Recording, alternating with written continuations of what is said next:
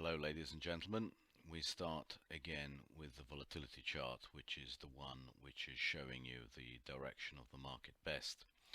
You can see how much damage was done on Friday to the bear case. We closed right on top of the line that triggers the advances in volatility, which is 1980. We closed right below it, and basically this price action all happened in the last 2 or 3 hours on Friday, which shows us that there should be a continuation of downward pressure and volatility for the early part of next week. Let's now have a look at how that equates to the SPX chart and what we can expect in the first couple of days of next week. On the daily charts, it's quite obvious that what we have here is a compression within these Bollinger Bands. The most likely result is over the next couple of days we go and revisit the 273 level, so 2730, and try to regain the 50-day moving average. We might succeed, we might not succeed, but certainly it looks to me like we will regain that level and trade somewhere around it. So from 2690 we should go and revisit the 2730 area probably quite quickly in the early part of next week. If we look at the leader, which is undoubtedly Nasdaq, we see that we've held the 50-day moving average, which was about 67.11. The highest likelihood now is that we go and test above, somewhere around where we sold it at the last part of last week, around the 69.65 area, which is so important. Whether we exceed it, I don't know, but we will definitely go and retest that area in the next few days. 69.65 is more likely than not to trade in Nasdaq, and the Nasdaq remains the leader, both on the downside and on the upside in terms of volatility. So we will stick to what has worked in the past. We will buy Nasdaq for a move back up to 69.85 and probably short it there for a move back down to the 6800 area. It is basically a trading of a compression which will generate the next wave. This possibly is wave one of what could be a larger wave down, but we don't know that until we've tested at least 69.85 and see 69.65, and we have seen how it trades up there.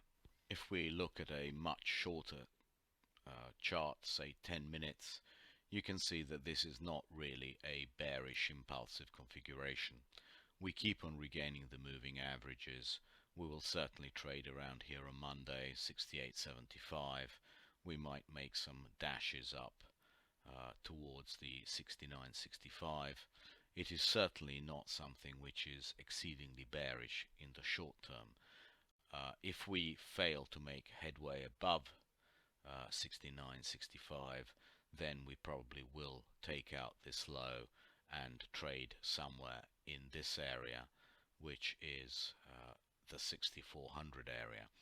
So an expanded volatility, but we certainly think that the first move for Monday and Tuesday is higher and retest the levels that were so important in the early and mid part of last week.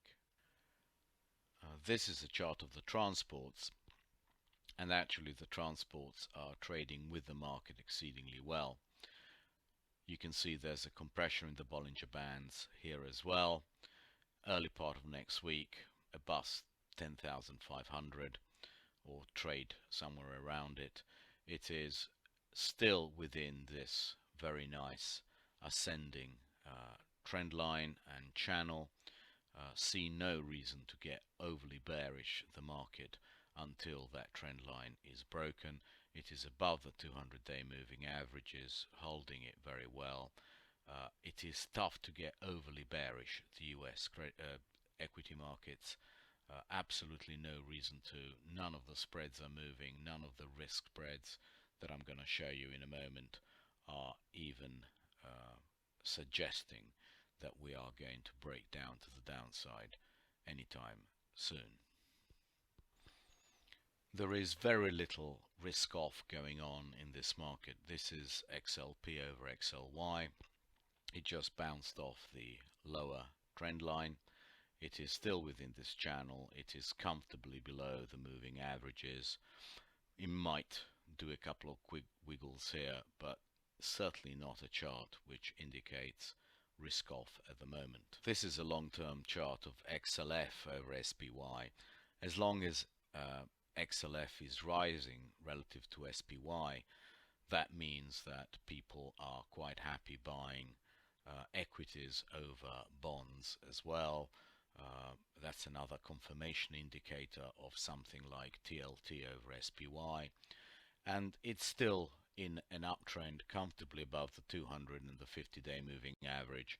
So while this is continuing, we see absolutely no reason to prefer fixed income to equities, and therefore downdrafts in equities should be well contained, as people will be bidding for them at cheaper prices.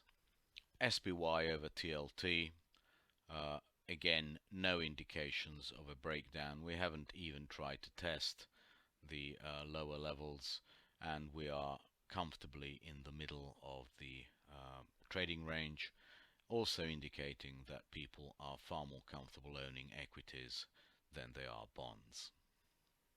Two of the markets which could bounce the hardest next week, depending on election results, and the news out of Germany over the weekend is pretty good, would be the stocks and the DAX.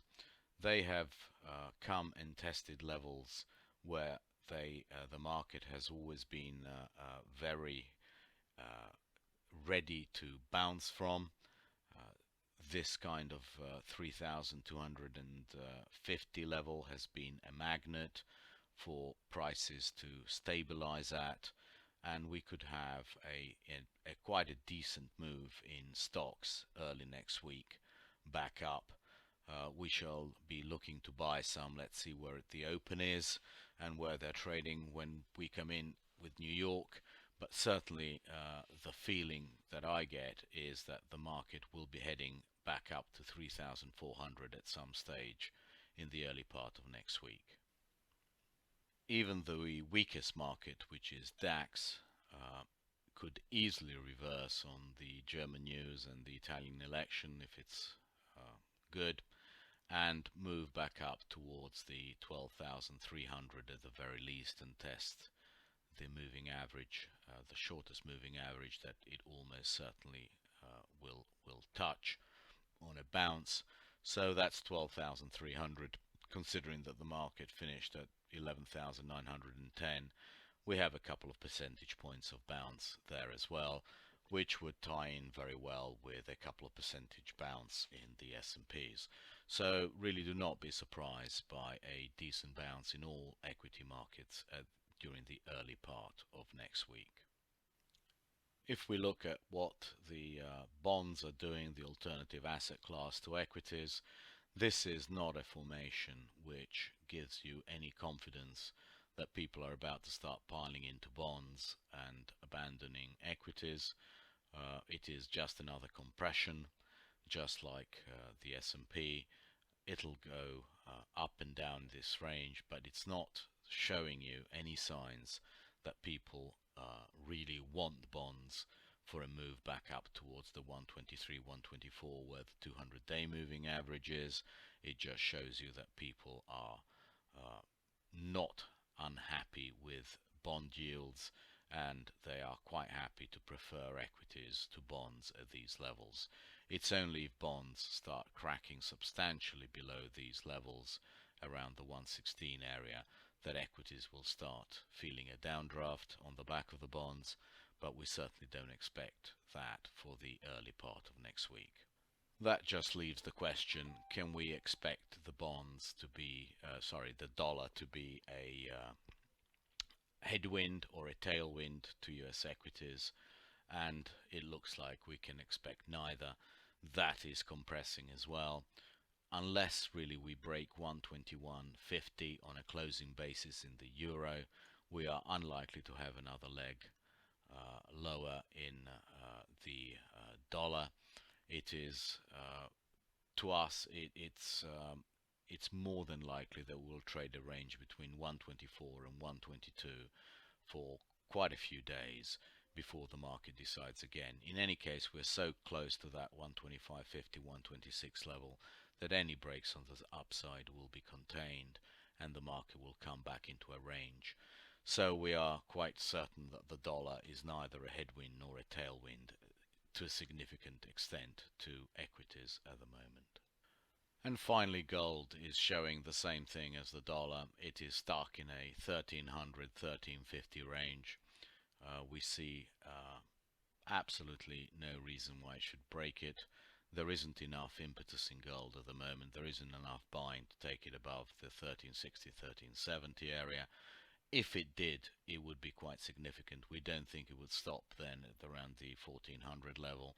It would keep going, but that would be a massive risk-off move, and we don't see that at any time in the next few days.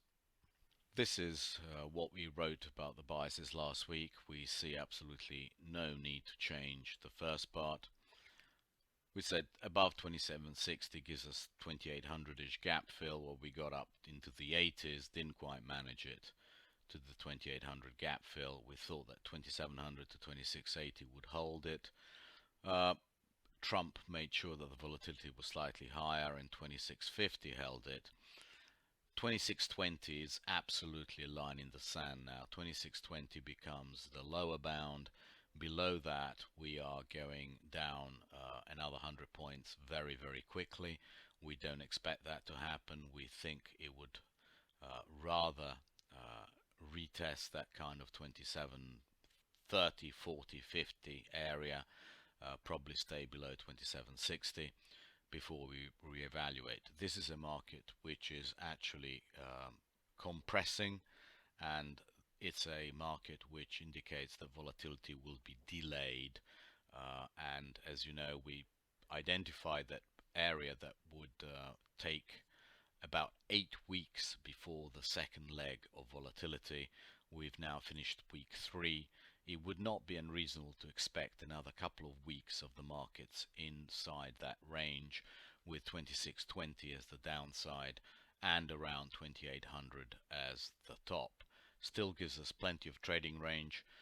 It just tells us that we are not likely to move out of it at the moment. Any close above 1980? Well, we didn't close above 1980 again, so it's another sign of stability. We tried very hard, and in the last couple of hours, volatility just collapsed. It just shows you that we are not ready for an explosion to the downside in equities. It is more compression. We still think that everything we have said here, even for DX, holds absolutely true. 92 to 93 is unlikely to be broken on the upside, and we don't expect another leg lower in the dollar anytime at the moment. 88, 89 holds, 88, 89, 92, 93 to the top side. Those are the trading ranges, and while the dollar is in a trading range, probably the equities are in a trading range, and probably the bonds are also in a trading range, so we're looking to stay short of volatility there. So in one word, stability for next week within a very, very wide trading range. Thank you very much indeed, and tweet you tomorrow.